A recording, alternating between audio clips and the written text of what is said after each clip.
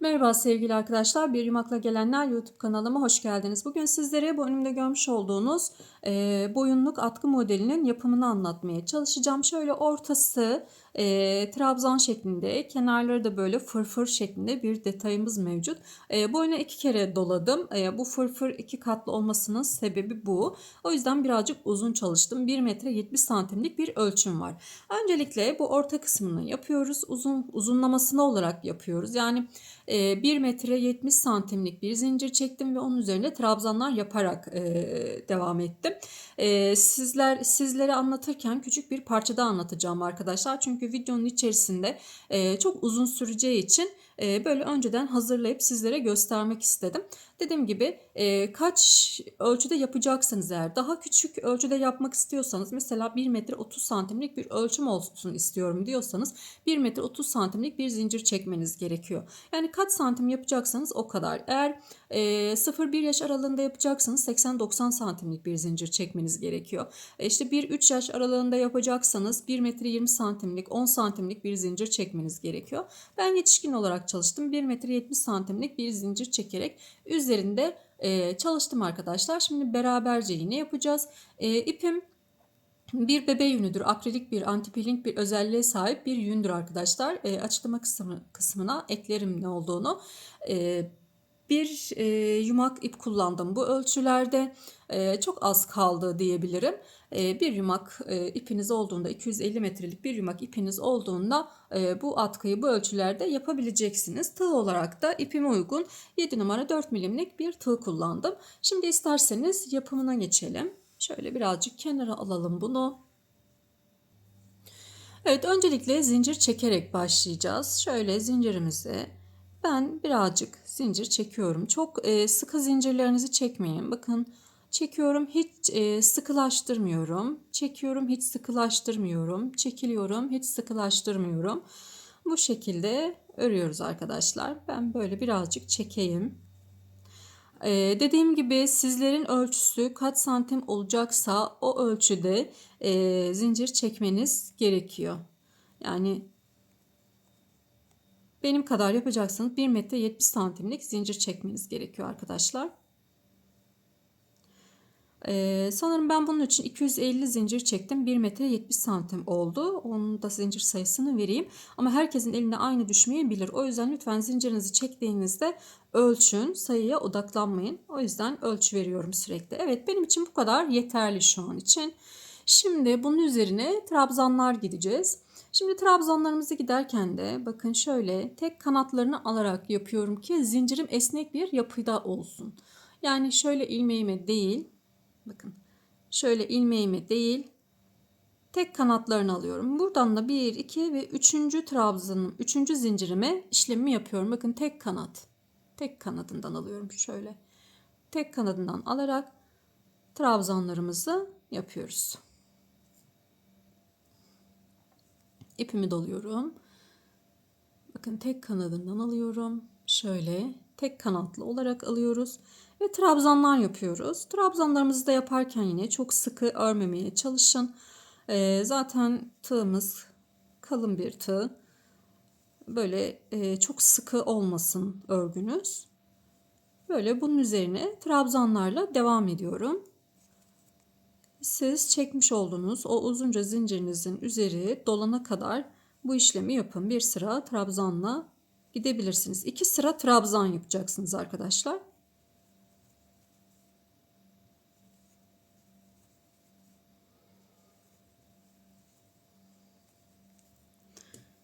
Evet. Şimdi bunun üzeri trabzanla devam edelim. Evet, sıra sonuna kadar geldim. Döndürüyorum. 3 tane zincir çekiyorum. Bakın, dibine değil yanındakini, bu zaten dibine batarsak artırma yapmış olur. Çünkü burada 3 tane zincirimiz var. O bir trabzan yerine geçiyor. O yüzden yanındakinden devam ediyorum. Yine ikinci sırayı da trabzan olarak devam ediyoruz.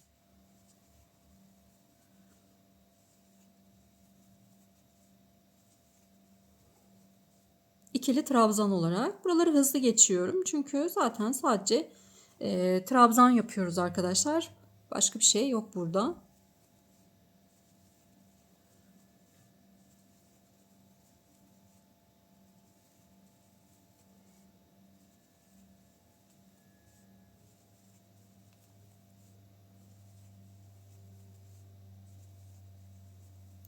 Sıra sonuna kadar trabzanla geliyoruz.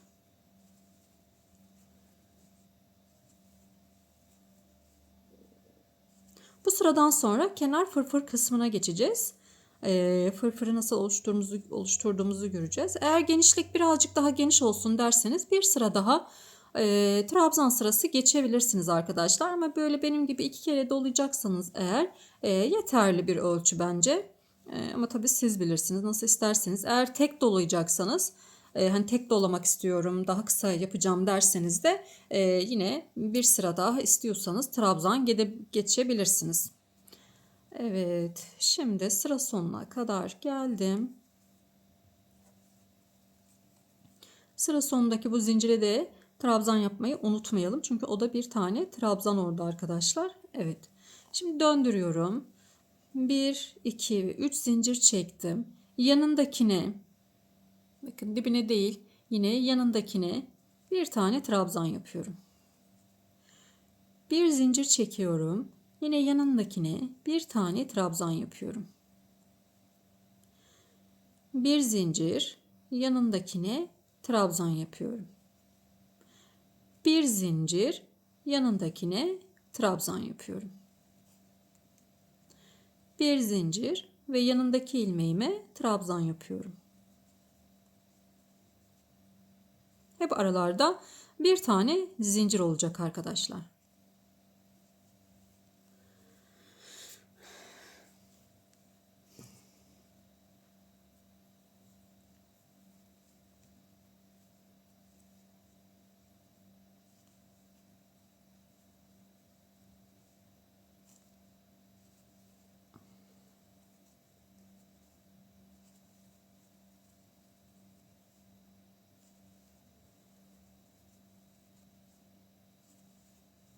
Model çok kolay.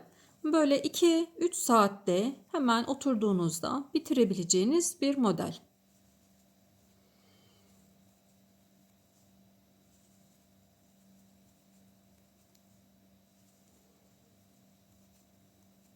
Sıra sonuna kadar geliyoruz ve aralarda hep bir tane zincirimiz olacak. Bunu hiç unutmayın arkadaşlar. O bir zincirler bizim marullanmamızı, yani bu fırfırların oluşmasını sağlamış olacak.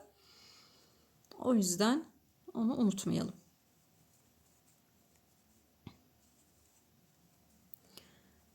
Sıra sonuna kadar devam ediyoruz.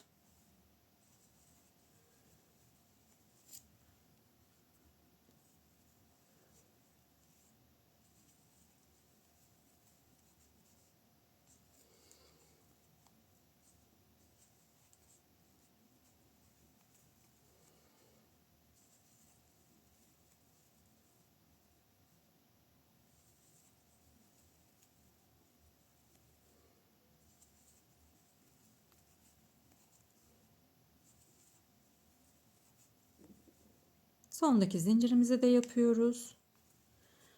Evet, şöyle bakalım. Bakın hafif böyle bir bükülme oldu. Şimdi döndürüyorum. 1, 2, 3 zincir çekiyorum. Şimdi buradaki boşluğa, bakın şu boşluğa bir tane trabzan yapıyorum. Bir zincir ve şuradaki trabzanımın tepe noktasına bir tane trabzan yapıyorum. Bir zincir, yanımdaki boşluğa bir tane trabzan yapıyorum.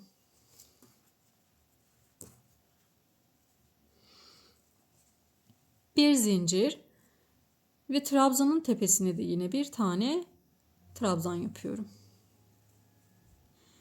Bir zincir, boşluğa, hemen yanındaki boşluğa bir tane trabzan. Bir zincir, trabzanın tepesine bir tane trabzan. Bir zincir, boşluğa bir tane trabzan. Bir zincir, trabzanın tepesine trabzan. Bir zincir, boşluğa trabzan. Bir zincir, trabzanın tepesine trabzan. Boşluk, trabzan. Aralarda bir zincirimizi de unutmuyoruz. Gördüğünüz gibi fırfırlarımız oluşmaya başladı bile. Çünkü burada artırma yapmış olduk. Hem boşluğa batıyoruz hem trabzan tepesine batıyoruz. Burada artırma yapmış olduk.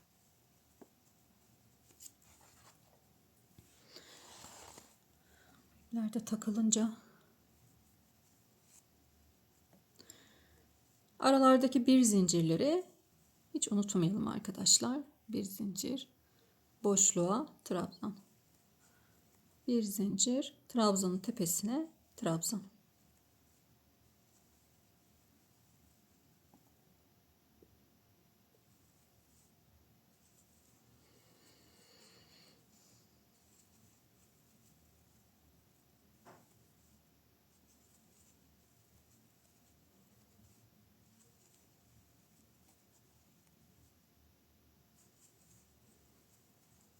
Şöyle görelim. Bakın fırfırlarımız oluştu bile.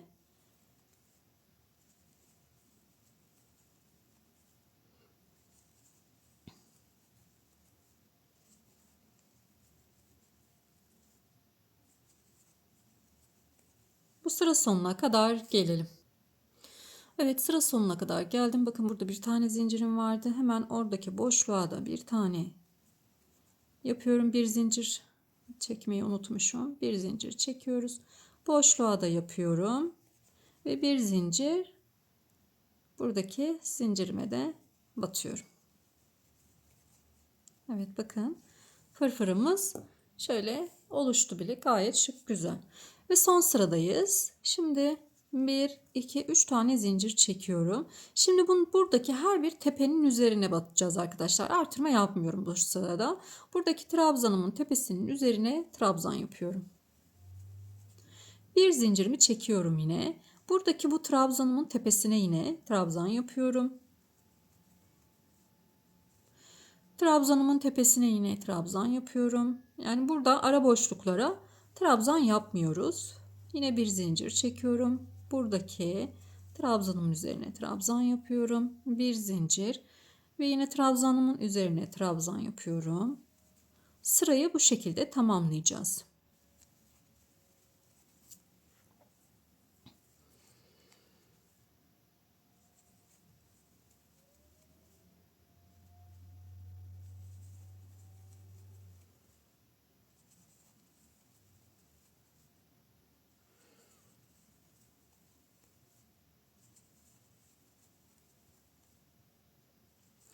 Gördüğünüz gibi çok basit, çok kolay, yeni başlayanların bile rahatlıkla örebileceği çok basit bir model arkadaşlar. Ama bir o kadar da şık bir model. Böyle boynu takıldığında gerçekten çok güzel duruyor. Zaten ekran resminde de belli. Tanıtımda da yine gösteriyorum orada hani boyunda nasıl durduğunu.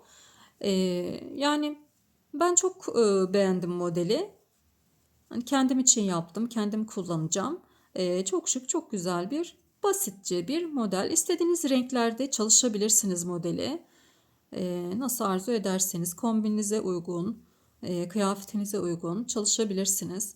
Kız çocuklarınıza yapabilirsiniz, küçük çocuklarınıza yapabilirsiniz. Çok güzel olacaktır. Ölçüleri başta verdiğim şekilde yapabilirsiniz arkadaşlar. Evet, şimdi sıra sonuna kadar geleceğiz. Sıra sonuna geldim. Bu sıra sonundaki zincirleri unutmayın arkadaşlar. Onda bir tane trabzanımı yapıyorum. Bir zincir çekip ve bir zincir çekerek ipimi kesiyorum. İpinizi de böyle arkalarda gizlemeyi unutmayın arkadaşlar. Şöyle ince bir tığ alayım. Onun yardımıyla şöyle arka kısımlarda gizleyin. Temiz bir görüntü olsun. İpler böyle örgüden dışarıya çıkmasın arkadaşlar. Evet, şöyle gizleyeceksiniz. Daha fazla siz gizlersiniz. Şimdi şöyle bir son halini bir bakalım. Bakın fırfırlarımız nasıl kendini belli etti. Gayet güzel, şık bir model oldu. Evet, modelimizin büyük hali başta göstermiş olduğum şekilde. Bu şekilde biz tabii ki küçük bir parçada göstermiş olduk. Önemli olan nasıl yapıldığını bilmeniz. Ölçülerini veriyorum size. Nasıl ölçülerle büyütmeniz gerektiğini, yapmanız gerektiğini bilgilendirmesini veriyorum. O şekilde istediğiniz şekilde hazırlayabilirsiniz arkadaşlar. Elimden geldiğince en kolay, en yavaş haliyle anlatmaya çalıştım. Eğer hızlı gelirse ayarlar kısmından hızını düşürebilirsiniz isterseniz. Umarım kolaylıkla yapabilirsiniz. Evet, buraya kadar izlediğiniz için teşekkür ediyorum. Hepinizin ellerine kollarına sağlık. Kanalıma abone olmayı, bildirimleri açmayı unutmayın. Yorumlarınızla da destek verirseniz çok sevinirim arkadaşlar. Anlamadığınız bir yer olursa da mutlaka yorumlarda sorun, gördükçe yardımcı olmaya çalışıyorum. Hepinize sağlıklı günler dilerim.